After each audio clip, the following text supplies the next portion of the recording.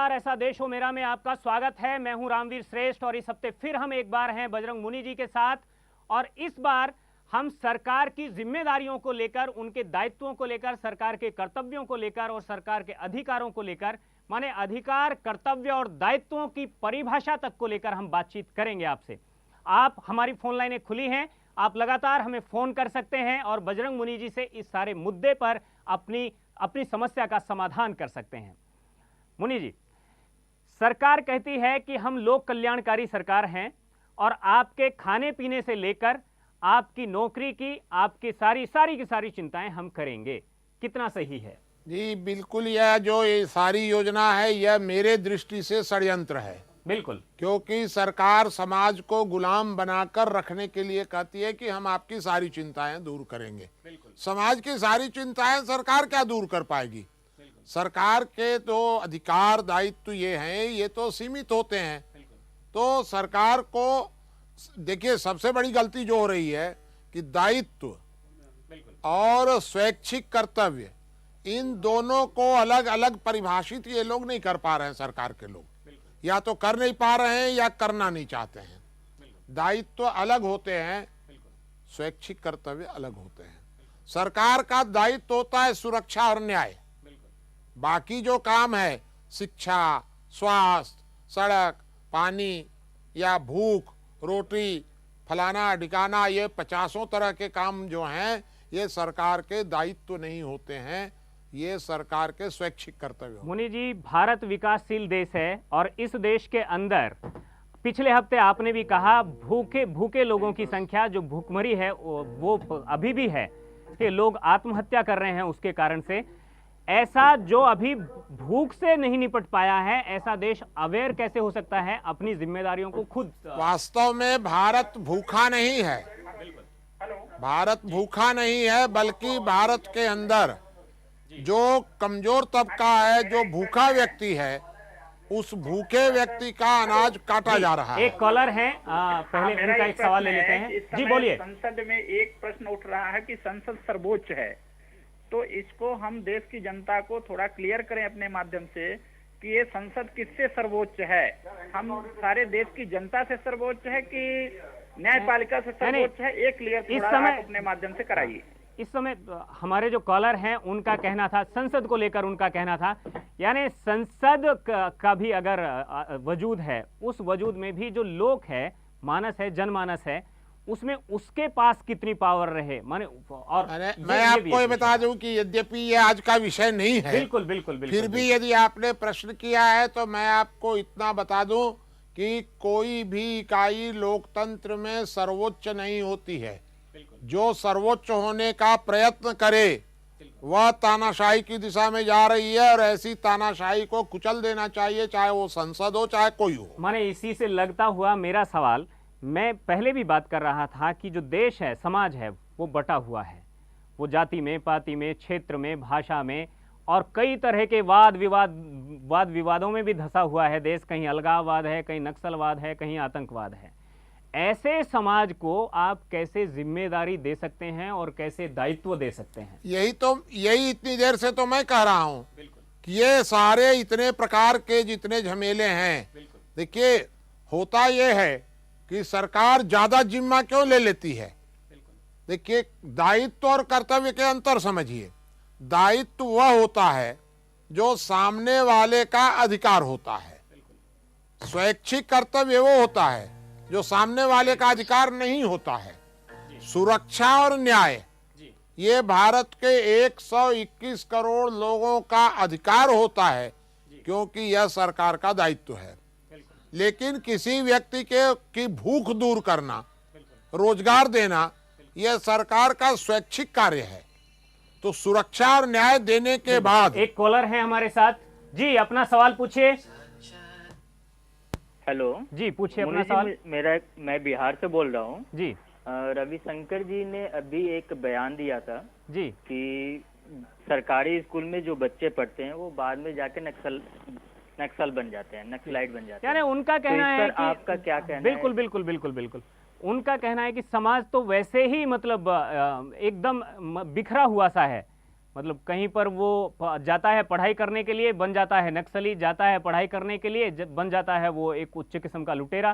ठीक है, ऐसी कंडीशन में जो है सरकार अगर अपना कंट्रोल भी छोड़ दे, आप जो कह रहे हैं कि ज्यादा से ज्यादा पावर जो है वो समाज को दे दे और अपने पास थोड़ी सी पावर रख ले, ऐसी कंडीशन में जो है देश और ज्यादा बिखर जाएगा। नहीं, देश बिखर काहे को जाएगा? बिल्कुल। देश जो चलता है वो समाज चला रहा है देश को, जी, सरकार नहीं चलाती है देश को। आज सरकार, आज हिंदुस्तान से आप पुलिस को हटा दीजिए, एक दिन के अंदर 24 घंटे के अंदर अराजकता भाई, देश में फैल सकती है। फिर आप देखिए, दोनों तरफ से मत आप झंझट में डालिए। बिल्कुल। मुख्य प्रश्न ये है कि मैं पुलिस की बात कर रहा हूं कि पुलिस और मजबूत होनी चाहिए। जी जी, न्यायालय मजबूत होने चाहिए, क्योंकि सरकार का काम है सुरक्षा और न्याय।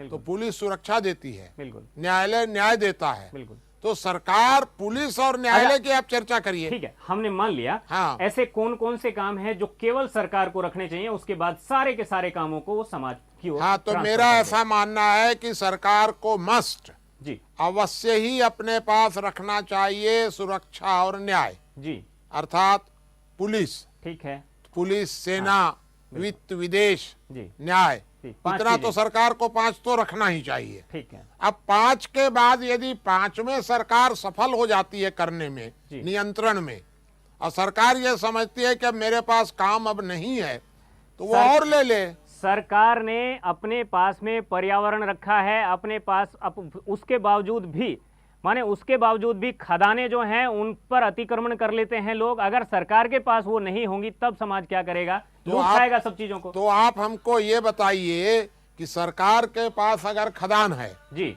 सरकार के पास जंगल है, जी जंगल कट रहे हैं, खदानें लूट रही हैं, जी जी, तो जिनके अपने घरों के जंगल हैं, प्राइवेट जंगल जी। जिनके हैं, उनके तो पेड़ नहीं कट रहे हैं। जी जिनकी खदानें प्राइवेट हैं, उन खदानों में तो अतिक्रमण नहीं हो रहा है। जी मेरी जमीन में तो अतिक्रमण नहीं हो रहा है, मेरे घर में अतिक्रमण नहीं हो रहा है। जी जी, तो सरकार काहे को लालायित है कि सारी खदान मेरी होगी, सारा जंगल मेरा होगा? अरे भाई, इतना जब जमा करोगे जी। तो जमा करोगे तो अतिक्रमण भी होगा, जी जी, तो जमा मत करो। दूसरा मेरा ये कहना है सीधा कि आप सुरक्षा और न्याय की कीमत पर विकास की बात नहीं कर सकते हैं। बिल्कुल। सुरक्षा और न्याय ये आपका दायित्व है और ये सामने शिक्षा वाले का दायित्व नहीं- अधिकार है। शिक्षा दायित्व नहीं होना नहीं चाहिए। है, शिक्षा उसका दायित्व नहीं है, शिक्षा उसका स्वैच्छिक कर्तव्य है। सरकार अपना सुरक्षा और न्याय, ये बताइए कि डकैती होती रहे, जी अपराध होता रहे, लूटपाट होती नमस्कार रहे। सर, मैं गौरव बोल रहा हूँ मेरठ से। जी, बोलिए। मेरा सवाल ये है कि सरकार ने जो ये आंकड़ा एक तय किया है कि 26 रुपए वाला गरीब है और 32 रुपए वाला गरीब नहीं है, नहीं। तो किस आधार पे ये एक बनाया गया है ढांचा नहीं, कि गरीबी और अमीरी में फर्क इस- करने के लिए? इस सवाल का जवाब अभी मुनि जी ने दिया था। फिलहाल बातचीत यहाँ पर हो रही है क्या दायित्व सरकार के सरकार होने का चाहिए दायित्व क्या और है? समाज की क्या दायित्व होने चाहिए। हाँ, तो ये मुख्य मुद्दा ये है। बिल्कुल। तो सरकार के दायित्व तो है सुरक्षा और न्याय। बिल्कुल सुरक्षा और न्याय सरकार को देना ही होगा, बिल्कुल बिल्कुल, मस्ट। जी। सुरक्षा और न्याय के बाद लेकिन मुनि जी, मेरा एक सवाल है कि शिक्षा जो है अगर सरकार नहीं देगी तो शिक्षा पूंजीपतियों के हाथ में आ जाएगी। आम आदमी जो है उसके बालकों के लिए, या जो ये पूंजीपति है, शिक्षा को कारोबार बना लेंगे। मैं आपसे ये जानना चाहता हूँ कि शिक्षा सरकार देगी और सुरक्षा नहीं देगी, तब क्या होगा? माने जो परोपकार का विषय था वो कारोबार का इशू बन गया। तो ऐसे कैसे चलेगा? आप हमको यह बताइए कि सारे हिंदुस्तान में नक्सलवाद बढ़ रहा है, जी आतंकवाद बढ़ रहा है, जी, तो शिक्षा पहले दी जाए कि पहले आतंकवाद रोका जाए? सरकार का काम क्या है? मुख्य बात यह आती है, मैं कह रहा हूं कि फर्स्ट प्रायोरिटी सरकार की क्या है, सेकंड प्रायोरिटी क्या है, थर्ड प्रायोरिटी क्या है? जी, जी। फर्स्ट प्रायोरिटी है सुरक्षा और न्याय। जी जी सुरक्षा और न्याय की कीमत पर, जी भ्रष्टाचार की कीमत पर, जी, शिक्षा, स्वास्थ्य, इनकी कीमत पर नहीं हो सकता। ये हमेशा सेकंड नहीं, प्रायोरिटी अगर आदमी शिक्षित होगा तो उसका चारित्रिक विकास भी होगा और वो भ्रष्ट होगा नहीं। हाँ, तो अगर आदमी शिक्षित होगा तो भ्रष्ट नहीं होगा, और मर्डर हो जाएगा उसका तो वो शिक्षा का लाभ उठाते रहेगा।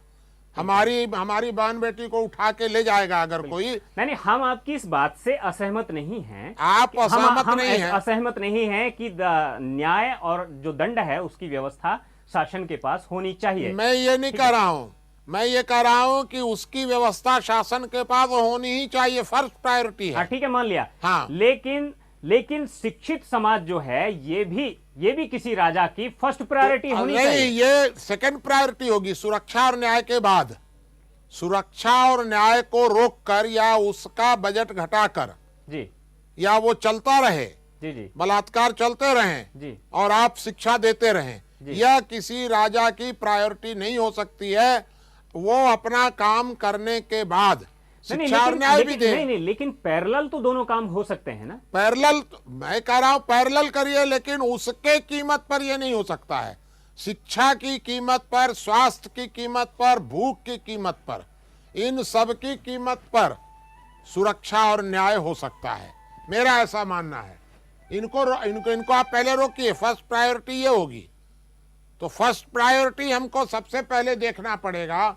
गलती ये हो रही है कि जो अपराधी तत्व हैं, क्रिमिनल माइंडेड लोग हैं, जी जी जो लोग बलात्कारी डकैती करने वाले लोग हैं, जी। वो लोग सबसे पहले कहते हैं कि अरे डकैती वकैती छोड़ो, पुलिस की मात्रा। आपको पता होना चाहिए कि संपूर्ण भारत में सुरक्षा और न्याय का कुल बजट पुलिस और कोर्ट का मिलाकर के 1% जी और शिक्षा पर 6%। तो ये अगर चरित्र नहीं गिरेगा। हमें इस बात का जवाब दीजिए, अगर रामानुजगंज के अंदर आपने उस पुलिस पर भरोसा नहीं किया जो पुलिस सरकार की थी, जो पुलिस वर्षों से काम कर रही थी, जिसका काम चोर पकड़ना था, आपने अपनी सोशल पुलिसिंग वहां पर तैयार की, आपके लोगों ने चोर पकड़े। मैं आपको फिर से बता दूं, ठीक है, और इसके बाद आप ये कहते हैं आपकी जानकारी अधूरी है, आपकी जानकारी अधूरी है जी। सन 47 में रामानुजगंज में 13 पुलिस वाले थे भर्ती जी। आज भी थाने में 13 ही पुलिस वाले हैं। ठीक है। तो मेरा ये कहना है कि हमको पुलिस पर अविश्वास नहीं हुआ। जी जी। हमने ये कहा कि ये 13 पुलिस, आबादी बढ़ गई, अपराध बढ़ गए, चोरी डकैती बढ़ गई, जी। तो ये पुलिस जो है वो उतनी सक्षम नहीं है और सरकार को पुलिस भर्ती करने के लिए पैसा नहीं है।